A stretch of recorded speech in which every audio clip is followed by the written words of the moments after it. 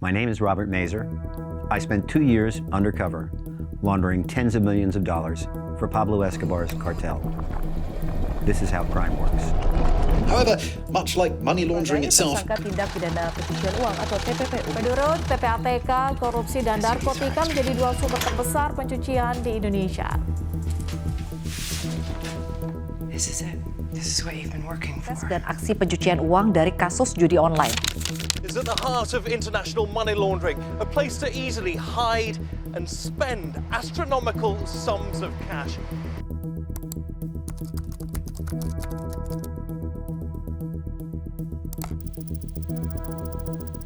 Halo warga sipil sekalian, selamat datang di Teman Buka, konten yang akan menemani Anda untuk saat-saat berbuka puasa, menunggu buka, ataupun setelah buka sebelum tarawih. Jadi, selamat menyaksikan.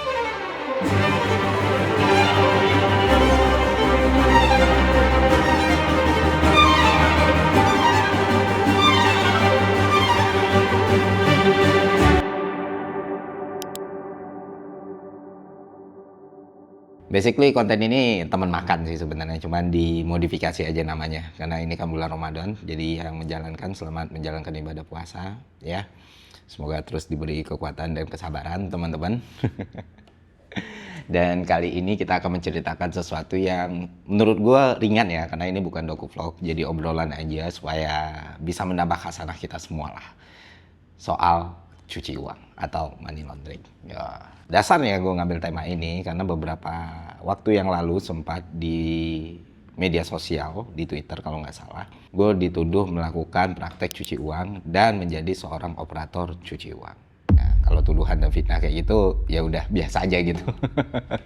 Bukan barang yang baru lah. Tapi yang menarik buat gue di sini adalah kok ya bisa ya ini sampai gitu. Kok bisa ya orang mengasumsikan hal ini. Dan mungkin setelah membaca tweet itu, gue ngerasa, kayaknya orang memang sering dengar kata cuci uang, tapi belum memahami sebenarnya cuci uang itu praktek seperti apa, kenapa itu dilakukan, siapa pelakunya, dan apa result yang diharapkan dari situ. Jadi kita jelaskan pelan-pelan aja. Nah, backgroundnya adalah kenapa tuduhan itu muncul, karena kan gue punya program Katalis ya. Program Katalis itu kita ngebiayain UMKM untuk tumbuh dan growth. Supaya bisnisnya expand, supaya lapangan pekerjaan lebih terbuka lagi, supaya ekonominya lebih stabil lagi gitu. Ya syukur-syukur itu bisa berdampak lah untuk masyarakat sekitar. Contohnya tahun lalu ada perusahaan paving blok plastik punya Pak Tony. Ya kita kerjasama di situ, kita coba bantu apapun yang bisa kita bantu dari Pak Tony juga. Kita coba beberapa mesin ya supaya produksinya bisa meningkat dan syukurnya lapangan pekerjaan makin terbuka untuk masyarakat di situ juga bisa menikmati manfaatnya gitu. Nah tahun ini gue mau eskalasi nih lebih besar karena menurut gue banyak orang-orang yang masih bingung naruh duitnya di mana daripada di market yang volatile banget kayak sekarang. Ya kenapa nggak di sektor real aja? Sementara di sektor real semua orang lagi butuh nih ya kan. Kalau usahanya mau maju, kalau usahanya mau berkembang, ya mereka sering kepentok sama modal gitu. Yang mana kalau mereka pakai pinjaman itu beban lagi. Kenapa nggak di mix and match kan? Ya itulah program Katalis dan itu yang lagi kita susun. Yang gua gak expect adalah program itu diartikan sebagai upaya atau modus operandi saya mencuci uang saya gitu. Ada dua hal yang paling krusial di sini teman-teman. Pertama, kalau gue mau mencuci uang, berarti kan gue kriminal ya. Entah itu gue pejabat, entah itu gue koruptor, entah gue itu bandar narkoba, entah itu bandar judi online, atau apapun perbuatan kriminal yang menyangkut keuangan yang gue lakukan menghasilkan uang yang banyak dan gue pengen uang ini bersih, akhirnya gue melakukan praktik cuci uang. Faktanya ya tidak. Saya bukan pejabat, saya bukan bandar narkoba, bukan bandar judi online, saya bukan pengemplang pajak, saya content creator. Ngapain saya melakukan praktik seperti ini? Kedua, kalaupun gue emang pelaku cuci uang ya, sebodoh apa gue mau mencuci uang dengan sounding ke publik seperti ini. Ini gue mau invest di UMKM, ini gue mau bikin program namanya Katalis, ini pengen usahanya berkembang dan lain sebagainya. Ya gue diem-diem aja lah, gue bikin aja tinggal selesai. Terlebih lagi, gue mau nyuci duitnya melalui investasi pada UMKM. Ya bukannya nggak bisa, bukan. Tapi itu salah satu choice yang paling buruk aja yang pernah dilakukan umat manusia kalau dia pelaku cuci uang ya. Ya pasti akan langsung ketahuan. Bukan buat UMKM ya, tapi investasi di UMKM yang udah eksis, yang udah ada nih, udah ada ownernya terus lu chip in dengan tujuan cuci uang. Ya langsung ketahuan dong nantinya gitu. Nah kurang lebih ceritanya seperti itu. Nah sekarang kita move forward aja, kita ingin jelasin apa sih sebenarnya money laundry itu.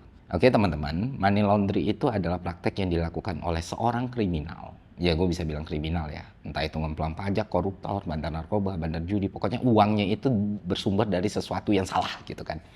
Nah, karena uangnya itu bersumber dari sesuatu yang salah, sementara dia punya kebutuhan atas uang itu, dia nggak bisa main gunain uang itu begitu saja. Kenapa demikian? Karena namanya catatan keuangan, rekening itu semua bisa di-track. Apalagi urusan pajak dan lain sebagainya ya teman-teman.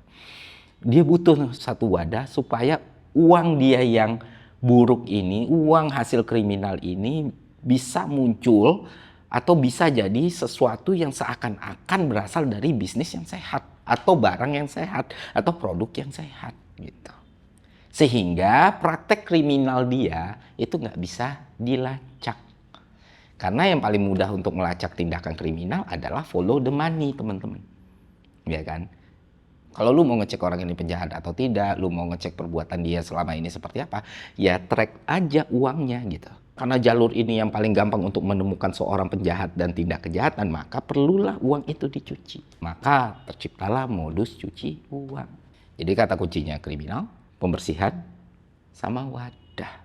Nah sekarang kita masuk dalam teori audit nih teman-teman, teori akuntansi gitu ya. Dalam forensik akuntansi itu dijelaskan ada 3 mekanisme dalam cuci uang. Pertama placement, kedua layering, ketiga integrasi gitu. Placement itu apa? Ya uang ilegalnya lu masukin ke sistem keuangan, misalnya stok tunai bank, beli aset, atau masukin ke bisnis. Kedua layering, lu puter-puter nih ya kan. Lu puter-puter, jejaknya kabur, transfer ke banyak rekening, ke lintas negara, pakai perusahaan cangkang dan lain sebagainya. Ketiga integrasi. Setelah hasil lu putar-putar itu keluar tuh, nah lu mulai masukin lu ke rekening lu seakan-akan itu berasal dari bisnis yang bersih.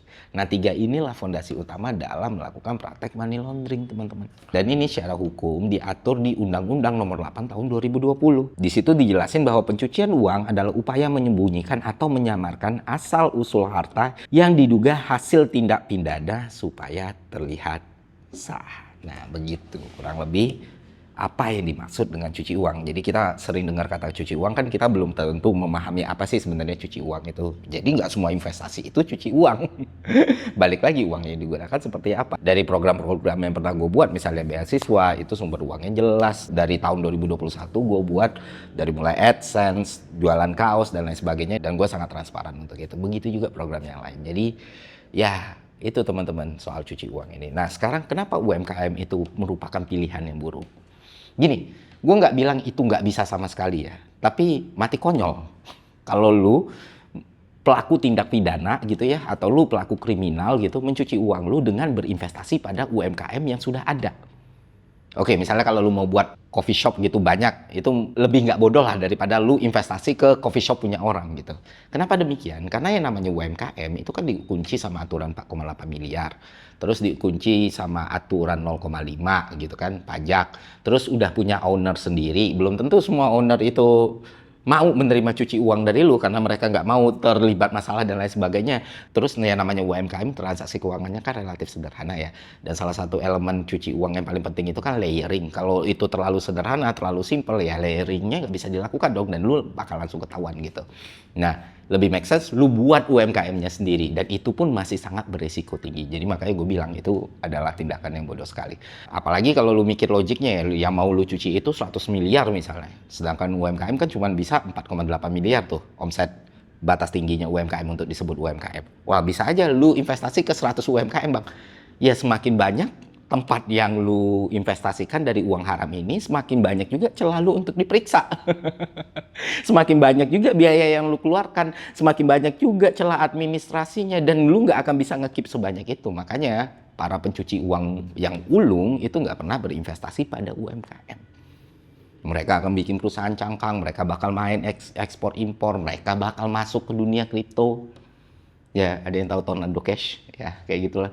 Dan banyak lagi mekanisme yang lain, bukan untuk berinvestasi pada UMKM. Nah, yang lebih sederhana biasanya yang pelaku tambang ilegal katakan atau apa, mereka biasanya mikirnya simple gitu. Mereka bikin sendiri gitu, keluarganya atau apa, coffee shop, nanti muternya dari situ. Nah, itu juga banyak praktek seperti itu dan mostly ketahuan. Makanya kalau lu ngelihat koruptor yang ketangkep gitu, nah rata-rata itu di follow up-nya dari UMKM seperti itu tuh.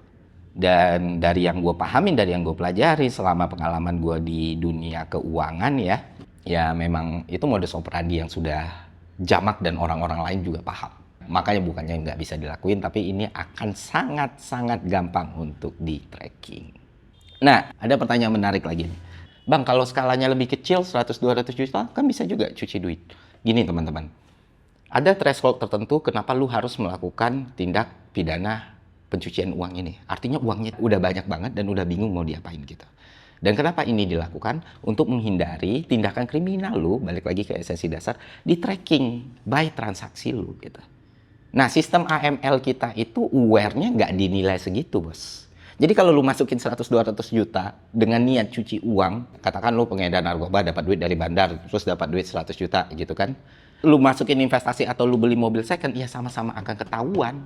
Jadi nggak perlu ada praktek seperti itu gitu. Kecuali bandarnya yang pegang 10 miliar, maka dia perlu putar-putar. Gitu loh. Paham kan maksud gue? Balik lagi, investasi di UMKM bukanlah salah satu modus operandi cuci uang. Bukan karena itu nggak bisa, tapi karena itu akan sangat beresiko. Karena berurusan dengan owner lain, berurusan dengan orang lain, dan lain sebagainya.